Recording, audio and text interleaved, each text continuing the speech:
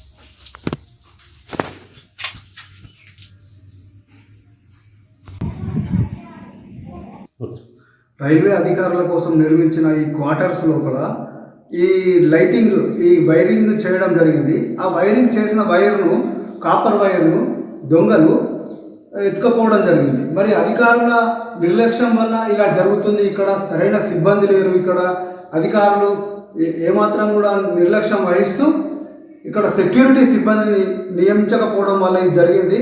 దీనికి మరి ఎవరు బాధ్యత వహిస్తారు? మన ప్రజాధనం కోట్ల రూపాయలతో నిర్మించిన ఈ ప్రజాధనంను ఇట్లా వృధాగా అవుతున్నది. మరి దీనికి మీద చర్యలు తీసుకొని వెంటనే ఎవరైతే ఈ దొంగతనాలకు పాల్పడ్డాలో వారిని వెంటనే అరెస్ట్ చేయాలి. వారి మీద చర్యలు తీసుకోవాలి. మరియు ఈ క్వార్టర్స్ మళ్ళీ పునరుద్ధరించి ఇక్కడ సెక్యూరిటీ ఏర్పాటు చేసి మన ప్రజాధనం వృధా కాకుండా చూడాలని నా యొక్క మనవి.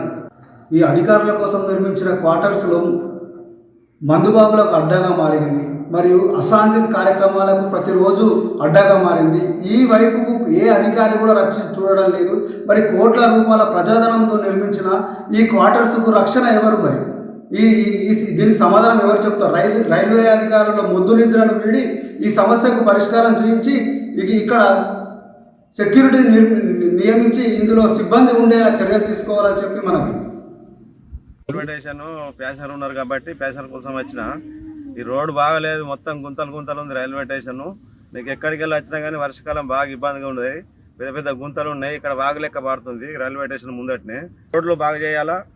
ప్రతి గుంతను మూసేసి రోడ్డు మంచి సిమెంట్ రోడ్లు పోసి లేదా తార్ రోడ్ డాంబర్ రోడ్ వేసినా బాగా చేయాలా. వచ్చే ప్రయాణికులకు ఇబ్బందిగా ఉన్నది. ఏ సౌకర్యం లేదు. రైల్వే స్టేషన్ కత్తి కూడా బాత్రూమ్స్ కూడా సరిగా లేవు.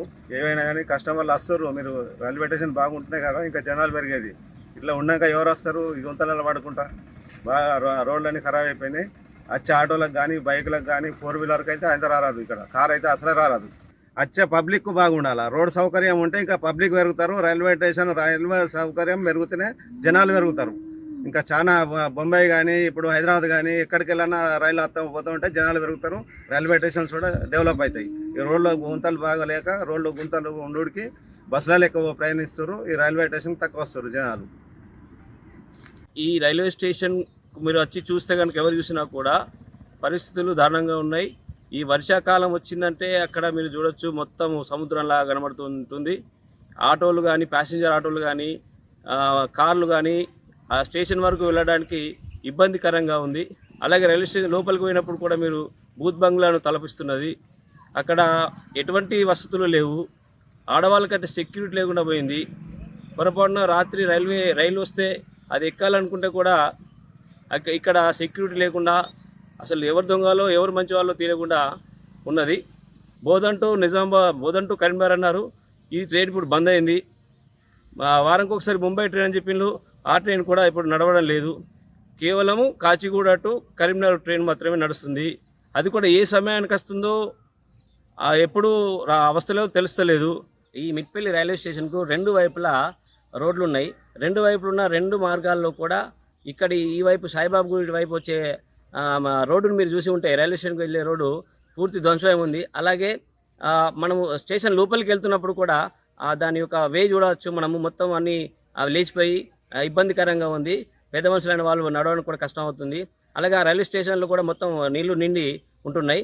కాబట్టి వీటిని శుభ్రం చేసి వసతులు కల్పిస్తే రైల్వే స్టేషన్లో ఉపయోగించుకోవడానికి ప్రజలు ఇష్టపడతారని నేను కోరుకుంటున్నాను.